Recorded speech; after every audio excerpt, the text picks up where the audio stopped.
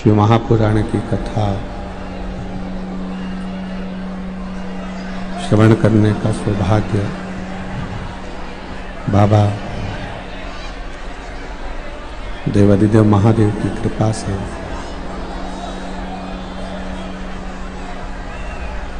गुजरात की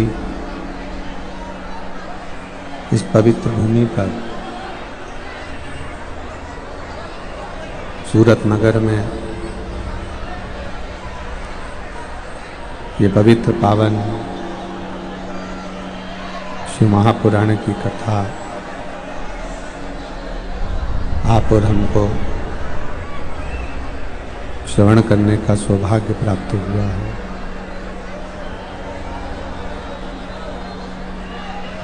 बड़े भाग्यशाली हैं सभी शिव भक्त जो इस पवित्र पावन शिव महापुराण की पवित्र कथा का लाभ ले रहे हैं।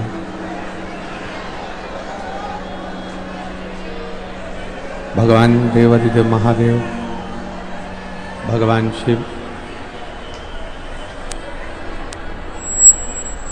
जो संपूर्ण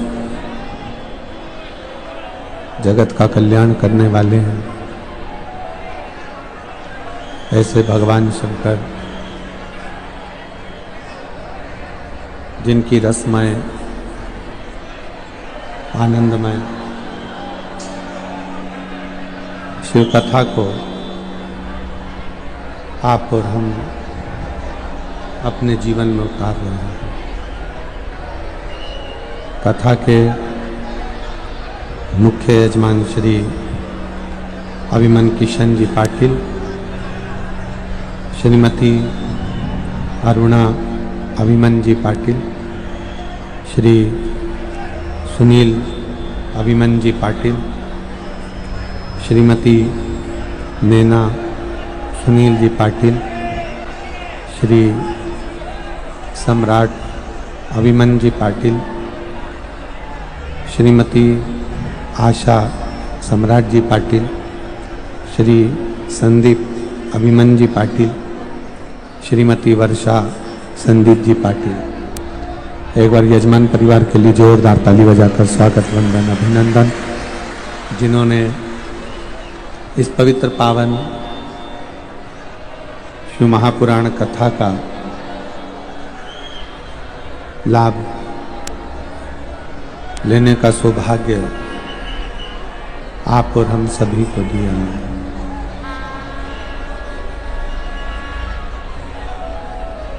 और तेरी कृपा ना हिले एक भी लेते सांस तेरी कृपा से तरो तरो। बखान क्या करो मैं राखों के ढेर का, चपटी बबूत में खजाना कुबेर का। हे गंगाधार मुक्ति द्वार ओमकार भोले ओमकार आयो शरण बिहारी शंभो।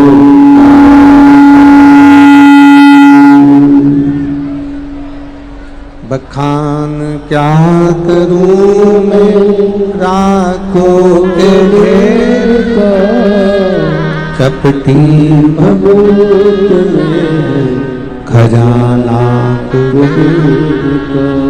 हे गंगाधार मुक्ति द्वार ओंकार बोले ओंकार आयो शरण शंभो तारका।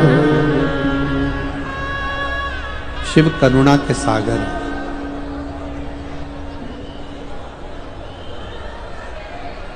शिव को करुणा सागर, दया सागर, कहा जाता है। करुणा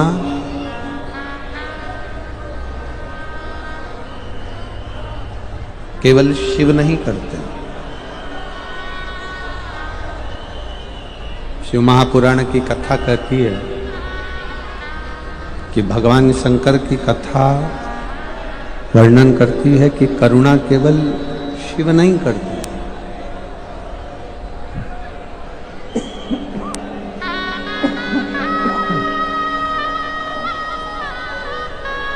बल्कि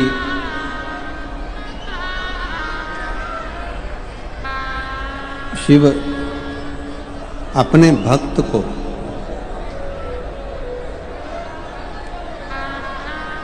भगवान ओगड़दानी भगवान शंकर अपने भक्त को ऐसा बना देते हैं, ये ऐसी बंद कर दो।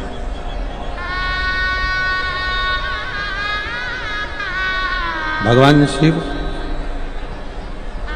अपने भक्त को ऐसा बना देते हैं कि वो भक्त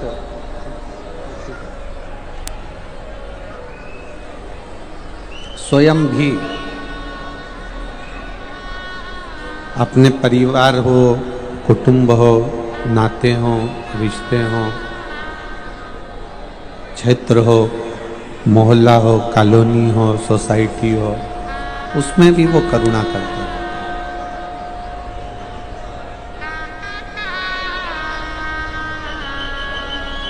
और शिव महापुराण की कथा कहती है, अगर मेरा भोले बाबा, मेरा शंकर, मेरा दयालु, मेरा त्रिकालदर्शी, मेरा कैलाशी, अविनाशी, मेरा शिव मान लो आपको इस लायक बना दे, मेरा शंकर, मेरा त्रिकालदर्शी, मेरा कैलाशी, मेरा करुणा सागर, मेरा शिव, मेरा दया सागर, मेरा शंकर, मान लो आपको इस लायक बना दे कि आपके पास में इतना वैभव, इतनी सत्ता, इतना धन, इतनी संपदा, या मेरा भोले बाबा, मेरा शंकर, मेरा त्रिकालदर्शी, कैलाशी, अविनाशी इतना सुख आपकी जिंदगी में दे दे, तो एक प्रयास जरूर करना कि अपने को दिए हुए सुख को भी थोड़ा बांटने का प्रयास जरूर करना।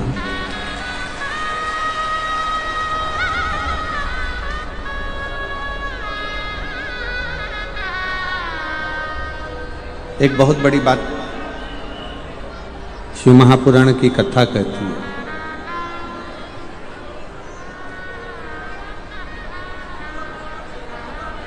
सुख और आनंद में जमीन और आसमान का अंतर।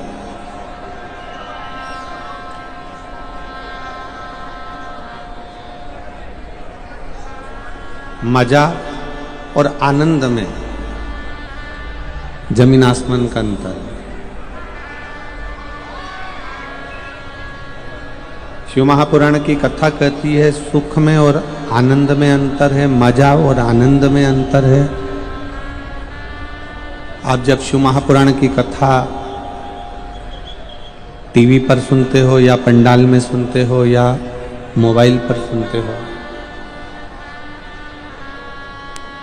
तो आप किसी से बात करते हो तो हमेशा एक बात कहते हो, आज हमने वो सियोर वाला महाराज कथा कह रहा था सूरत में और हमने कथा सुनी, बड़ा आनंद आया।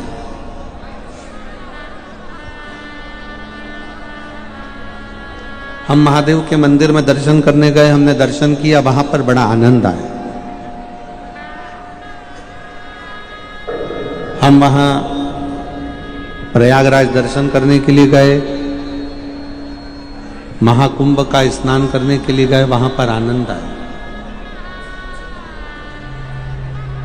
हमने अपनी वाणी में यह नहीं कहा कि वहां मजा आया, शिव पुराण की कथा सुनी तो मजा आया, ये शब्द नहीं।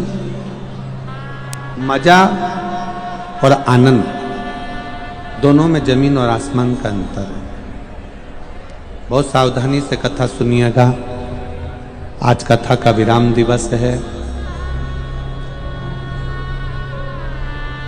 जितने दिल से सुन सकते हो, पूरी रात से इंतजार कर रहे हो कथा का। प्रशासन भी पूरी रात से लगा है, कार्यकर्ता भी पूरी रात से लगे हैं और आप भी पूरी रात से लगे।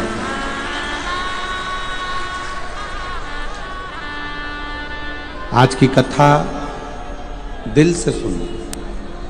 कोई तुम्हारे पड़ोस में बैठकर अगर बात कर रहा हो तो उसके पांव पड़कर उससे हाथ जोड़कर कह दो, हमने पूरी रात इंतजार करा है ये 2-2.5 घंटे की कथा का, हमको सुनने।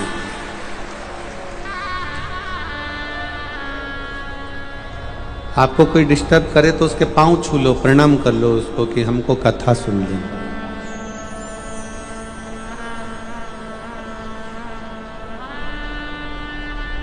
शिव कथा सुनने से मजा नहीं आ रहा है। शिव महापुराण की कथा सुनना मजे का विषय नहीं है। शिव का दर्शन करना यह भी मजे का विषय नहीं है।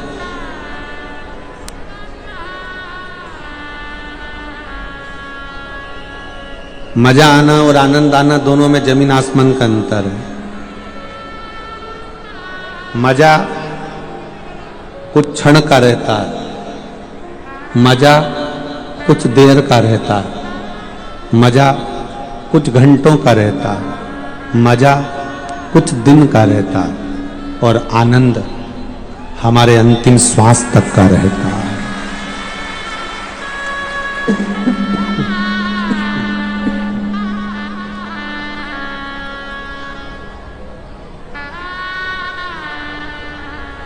हमारी अंतिम सांस तक का आनंद है।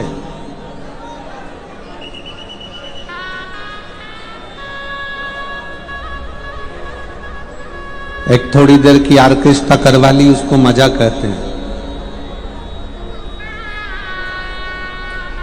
शादी की सालगिरह मना ली, उसको मजा कहते हैं। जन्मदिन मना लिया, उसको मजा कहते हैं। उसको केवल मजा कहा गया जो 1 दिन के लिए, 2 घंटे के लिए, 8 घंटे के लिए, 4 घंटे के लिए, 6 घंटे के लिए, 10 घंटे के लिए किया। पर यदि किसी भूखे को भोजन करा देना, किसी को चिकित्सा की जरूरत है, अपने पास में अगर बाबा ने दिया है तो किसी की चिकित्सा करा देना, कोई की एजुकेशन, कोई बच्चा, कोई बेटा, कोई बेटी पढ़ना चाहता है, उसकी एजुकेशन करा देना, एक आनंद का विषय, एक आनंद का।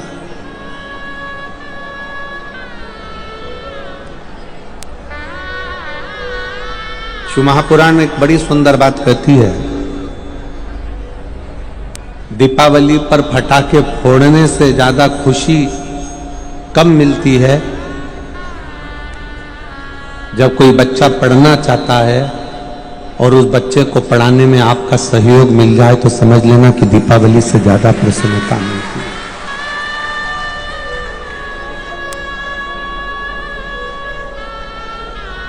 दीपावली की मिठाई से ज्यादा मिष्ठान, दीपावली से मिठाई से ज्यादा मीठी अगर कहीं मिठाई हो सकती है तो कोई बहुत दुखी है और उसके चेहरे पर आपके द्वारा मुस्कुराहट आ जाए तो समझ लेना कि अपनी जिंदगी की सारी मिठाई नहीं खाई, सारी मिठाई। मैं सुनील भाई जी को, सम्राट भाई जी को, संदीप जी को धन्यवाद देना चाहूंगा। ये सूरत की भूमि इस शिव महापुराण की कथा के लिए तरस रही थी, पर आपने इस कथा को कराकर सबके चेहरे पर प्रसन्नता लाकर आनंद दे दिया। सम्राट भाई, सुनील भाई, संदीप भाई, मजा थोड़ी देर का रहता है पर ये इसको आनंद कहते हैं। सम्राट भाई, ये आनंद भूतो न भविष्यते, सूरत के इतिहास में यह आनंद स्वर्ण अक्षर में लिखा गया कि ये शिव महापुराण की कथा कैसी होती है, शिव पुराण का आनंद कैसा है।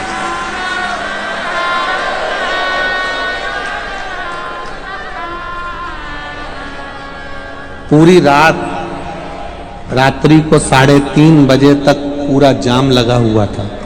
3:30 बजे रात तक पूरा जाम। और मैं प्रशासन को धन्यवाद दूंगा कि यहाँ के कलेक्टर महोदय, SP, SSP, IG, DIG, SDM, tehsildar, यहाँ के जो भी प्रशासन अधिकारी हैं उनको बहुत बहुत साधुवाद है। उन्होंने पूरी रात इस शिव भक्तों को संभाला और बड़ी सरलता से। और इस शिव महापुराण के प्राण हैं।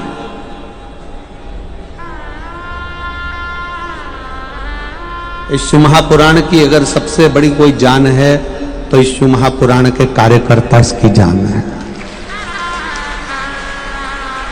इस शिव महापुराण के सेवादार जो रात देखे ना दिन देखे ना ठंड देखी ना गर्मी देखी, धूप में छांव में कैसे भी खड़े होकर सेवा करते रहे। भोजनशाला में भोजन बनाना, ट्रैफिक की व्यवस्था संभालना, चाहे लड़कियां हो चाहे लड़के हो, बेटियां बेटे, बुजुर्ग जवान सब लगे।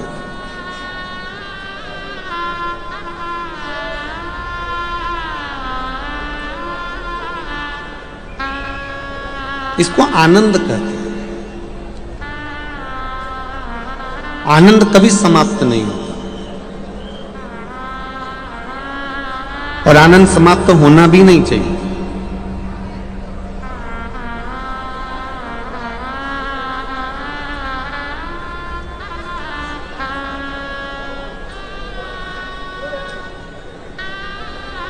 जो चीज मिल जाती है ना,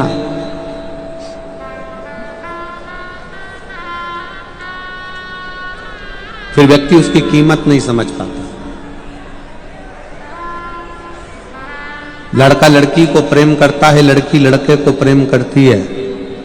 जब तक शादी नहीं होती तो रात के 2-2, 3-3 बजे तक बात होती है।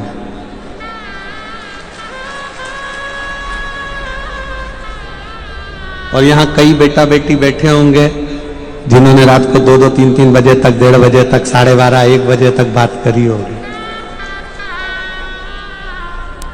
अब शादी होने के बाद ऐसा क्या हो गया कि रात को 2 बजे, 2:30 बजे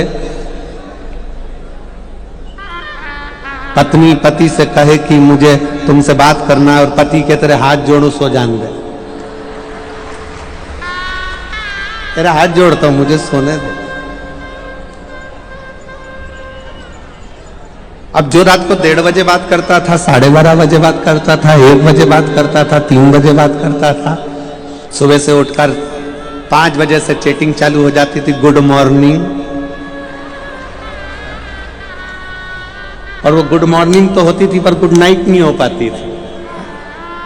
अब जरा विचार करिए, जिससे इतनी प्रेम से बात हो, जिससे इतनी लगनता से बात हो और वो शादी हो गई, मिल गई या मिल गया, उसके बाद बातें खत्म हो गई। एक फ्रिज आपके घर में नहीं है, उस फ्रिज को लाने के लिए आपने बड़ी मशक्कत करी, फ्रिज घर में आ गया, उसके बाद उस फ्रिज को नया आया, स्वस्तिक बनाया, पूजन करी, उसके बाद उस फ्रिज को देखने के लिए आपके पास टाइम मिला क्या? जम के बोलो। वॉशिंग मशीन नहीं थी, वॉशिंग मशीन आ गई, उसके बाद उस वॉशिंग मशीन की पूजन करी, फिर उसके बाद कभी देखने का मौका नहीं। घर में फर्नीचर नहीं था, अलमारी नहीं थी, अलमारी आ गई, उसके बाद में उसको देखने का समय नहीं। जो गाड़ी आपके पास में नहीं है उसको पाने का प्रयास करते हो, जिस दिन वो गाड़ी आपके पास आ जाती है फिर आपकी दिल की तमन्ना पूर्ण हो जाती है। आप पाना चाहते हो,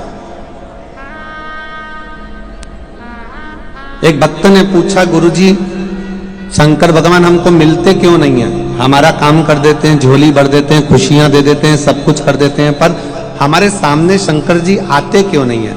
हमने उसको यही कहा,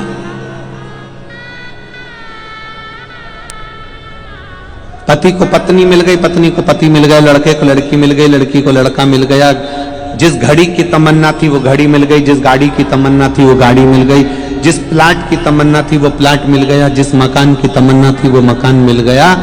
उसके बाद उसकी कीमत घट जाती है। इसलिए मेरा भोलेनाथ आपसे मिलता नहीं है, केवल आपकी झोली भर देता है। उसको पाने की तमन्ना आपकी जिंदगी में कभी समाप्त नहीं होना चाहिए।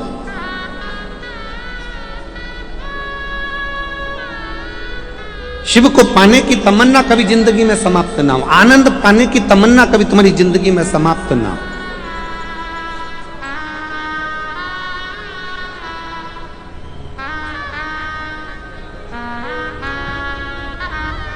ये कथा बारंबार हमें मिलती रहे। कितने लोग चाहते हैं कि सूरत में फिर से कथा हो?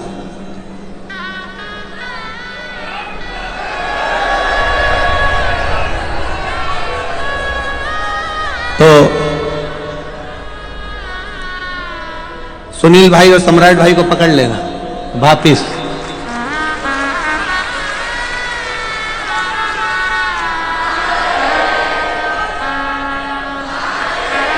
वापिस पकड़ लेना और कह देना, सुनील भाई, सम्राट भाई, एक वंस मोर।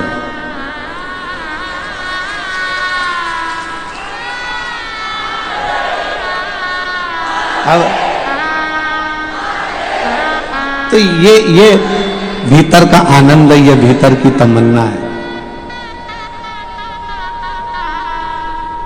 मजा थोड़ी देर का रहता है, पर आनंद जिंदगी भर का रहता है, समाप्त नहीं होना चाहिए। वो एक लाइन आप लोग गुनगुनाते हैं, तुझसे मिलने के लिए तेरी कसम एक मुलाकात जरूरी है। बस उस विश्वनाथ से मिलने के लिए क्या पेट नहीं भरना, बहुत बहुत ध्यान देना। थोड़ी सी अपने भीतर ललकता रखिए शिव को पाने की।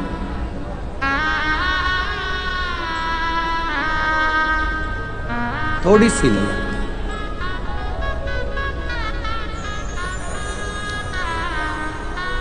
और जब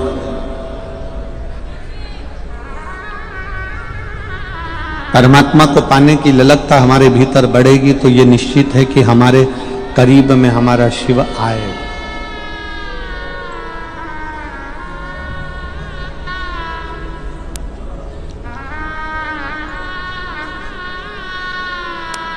जिसको आप बहुत ज्यादा प्रेम करते हो,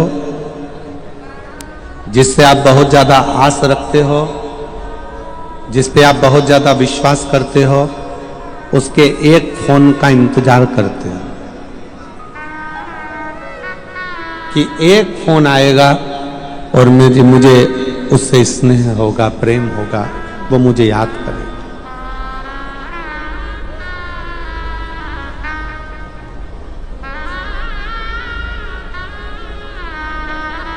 आप उससे जिससे प्रेम करते हो, स्नेह करते हो, विश्वास रखते हो, उसके एक फोन का इंतजार करते हो कि मैं बार बार मोबाइल उठाकर देखते हो मैसेज आया कि नहीं आया, फोन आया कि नहीं आया। तुमने उसको ब्लॉक कर दिया, 3 बार ब्लॉक से हटाकर देखा कि इसने मैसेज करा कि नहीं करा। तुमने उसको साइड में डाल दिया, फिर भी तुम उसको साइड में से निकाल कर देख रहे हो कि इसने मैसेज करा कि नहीं। बार बार देख रहे हो। और अगर आप बार बार देख रहे हो, ये निश्चित है, बिल्कुल आप प्रैक्टिकल कर कर देखिएगा कि सीवर वाला महाराज कहीं झूठ तो नहीं बोल रहा है। किसी व्यक्ति को भीड़ में आप बार बार देखो, बार बार देखो, बार बार देखो, एक ना एक बार उसकी नेत्र से तुम्हारे नेत्र भिड़ेंगे जरूर, ये निश्चित है। एक बार तुम उसको बस बार बार झांकते रहो, उसको देखते रहो, देखते रहो। वो तुम्हें नहीं देख रहा, वो अपने काम में लगा है, वो अपने कार्य में लगा है, पर एक बार तुम्हारे नेत्र उससे मिलेगा जरूर। उसी तरह तुम बार बार शिव महापुराण की कथा सुनते रहो और तुम बार बार शंकर के मंदिर जाते रहो, एक बार उससे नेत्र मिलेगा जरूर निश्चित। तुम जाओ शंकर के मंदिर में एक लोटा जल समर्पित करने के लिए।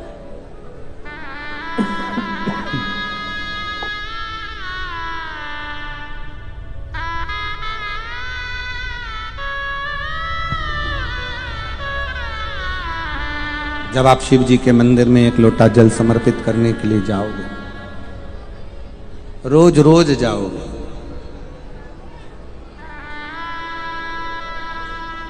प्रतिदिन जाओगे, एक ना एक दिन उससे मिलन जरूर होगा, मिलेगा।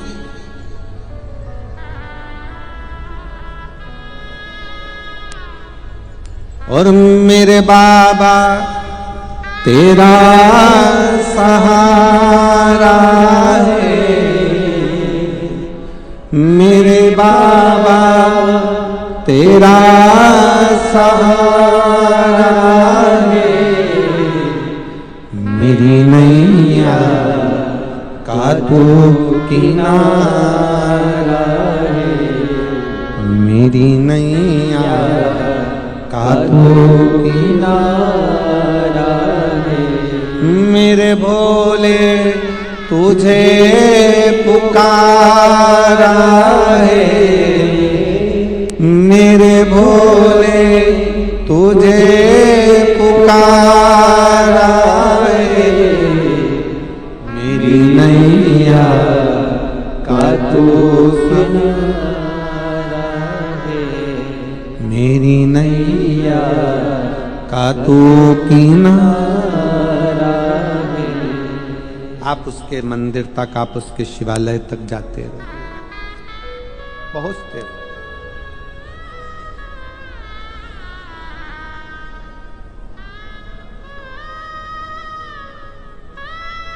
शिवरात्रि की एक कथा मिलती है।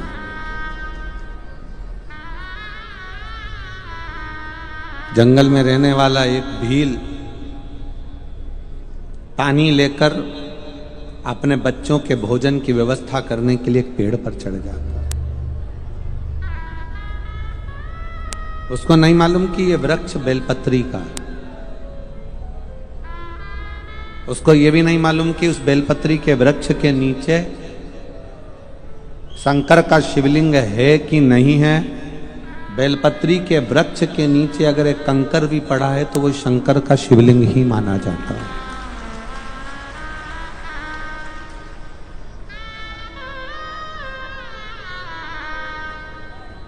वो विश्वास एक हिरण को मारने के लिए, बच्चों का पेट भरने के लिए धनुष बाण लेकर पेड़ पर चढ़ा है, पीने का पानी लेकर चढ़ा हुआ है।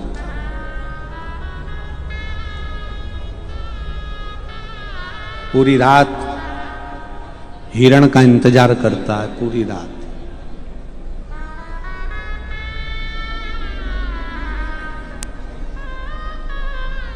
और पूरी रात जब वो हिरण का इंतजार करता है तब एक हिरण दिखता है। उस हिरण को मारने के लिए वो बाण छोड़ता है।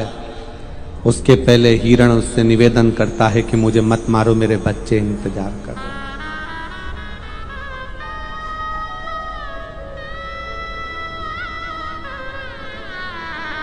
वो मारने वाला भील रुक जाता है।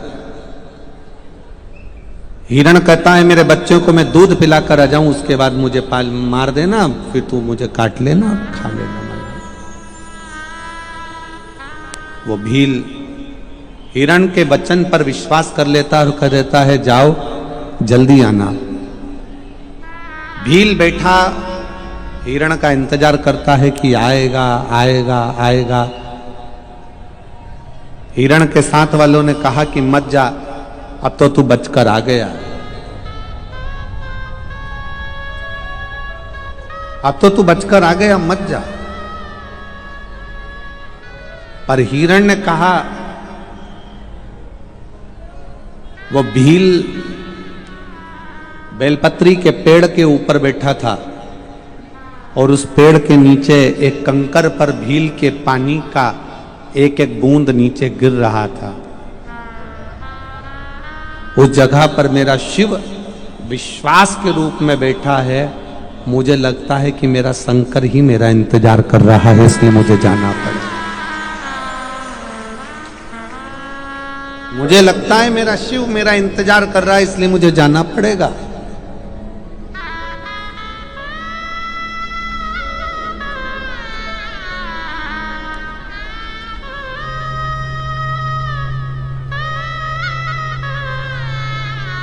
मुझे उसका इंतजार है और मैं जाऊं।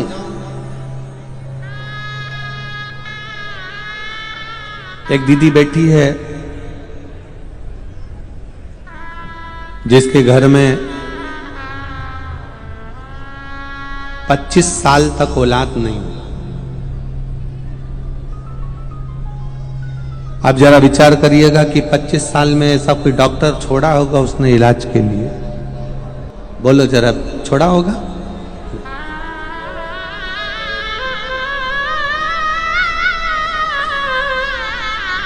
सरोज प्रदीप पांडे, मैं नवरत्न बंगलोज मकान नंबर 56 डिंडोली में रहती हूँ। कहीं बैठी हो तो हाथ हिला सकती हूँ, कहीं बैठी हो तो हाथ हिलाएंगे।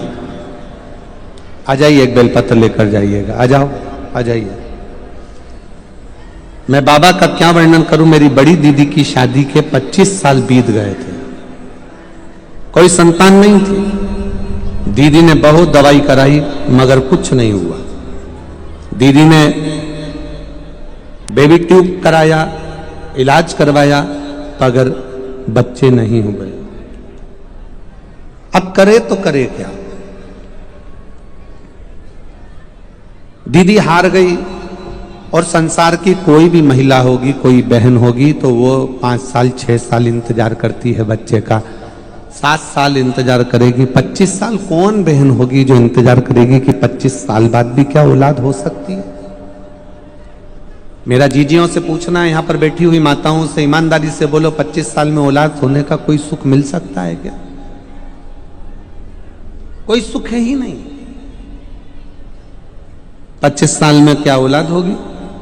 पर मेरी दीदी को मैंने कहा कि दीदी टीवी पर कथा आती है, सुना करो। दीदी ने कथा सुनना प्रारंभ करा और उन्होंने सफेद आंकड़े की जड़ का प्रयोग किया। सफेद आंकड़े की जड़ का प्रयोग करा। 5 बार पशुपतिनाथ का व्रत किया।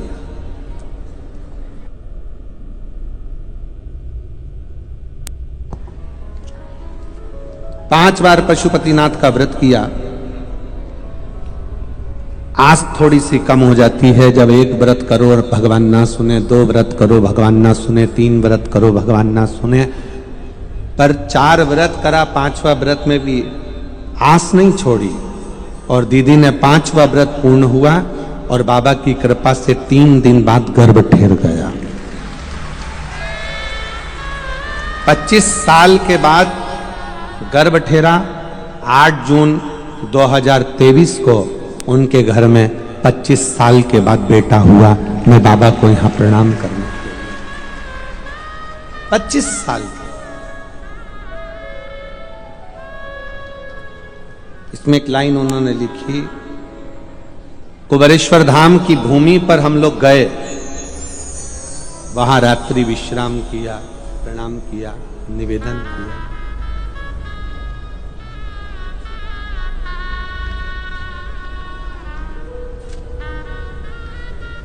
मेरी जीजियां, मेरे जीजा, मेरी बेटियां, बेटा मेरे बैठे हुए हैं, ये जानते हैं कि 25 साल में संतान आना ये बहुत कठिन विषय है, बहुत कठिन। एक पत्र और है,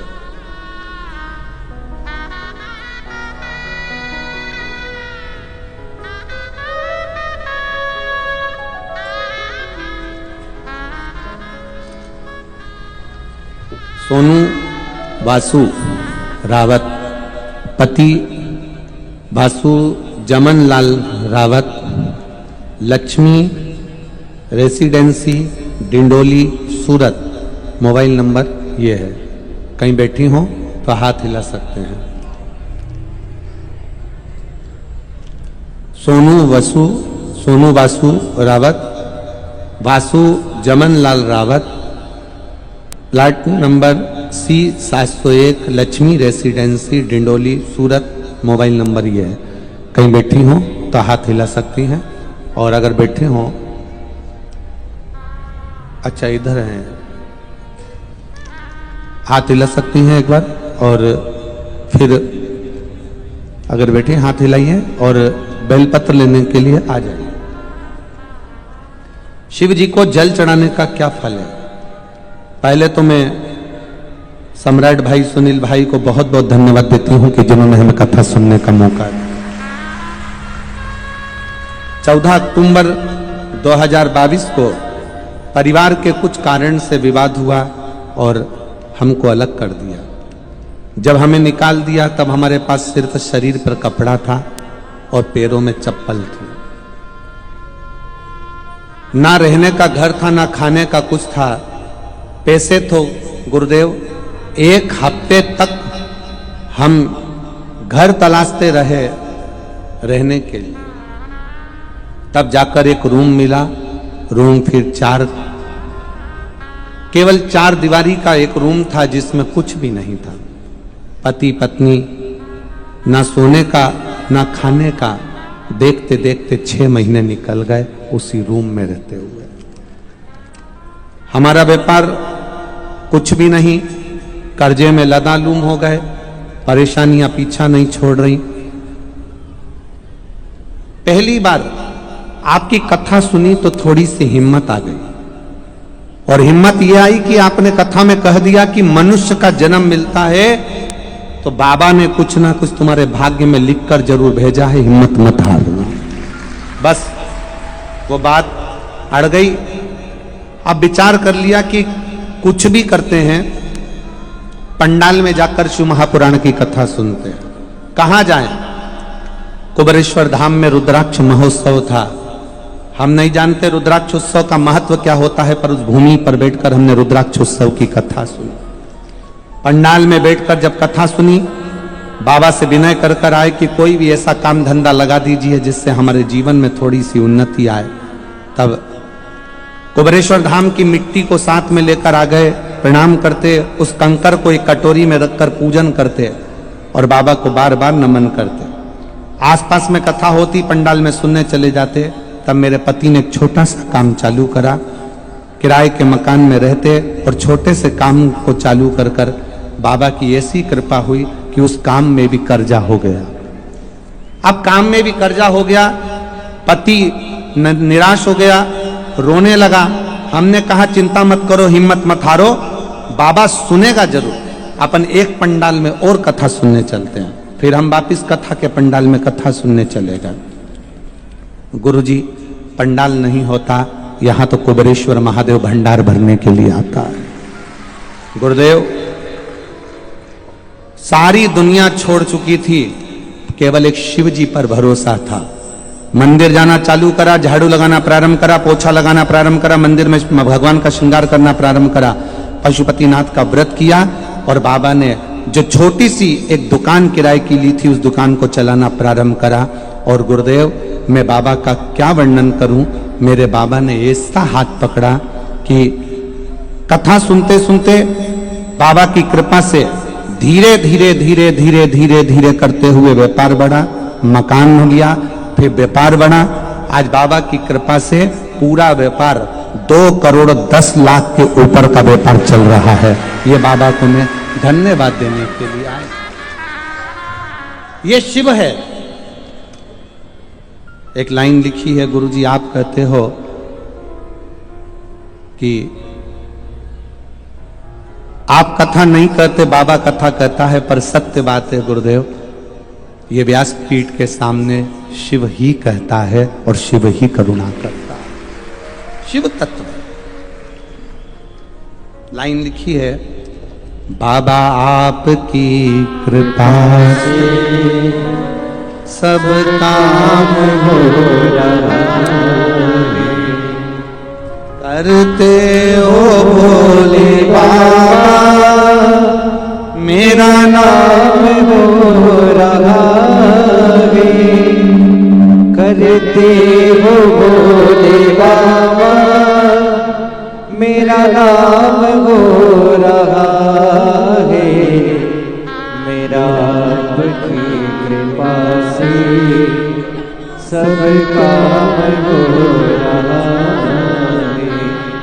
प्रभु आपकी कृपा से सब काम हो रहा है। शिव कृपा, शिव करुणा सागर, शिव उदार, उसकी उदारता कभी कम नहीं। आप जितने भरोसे से, जितने विश्वास से कथा सुनते हो,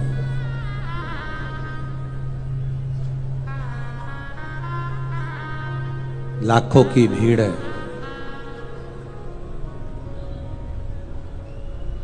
15 लाख के लगभग में शिव भक्त यहां पर बैठे हुए हैं।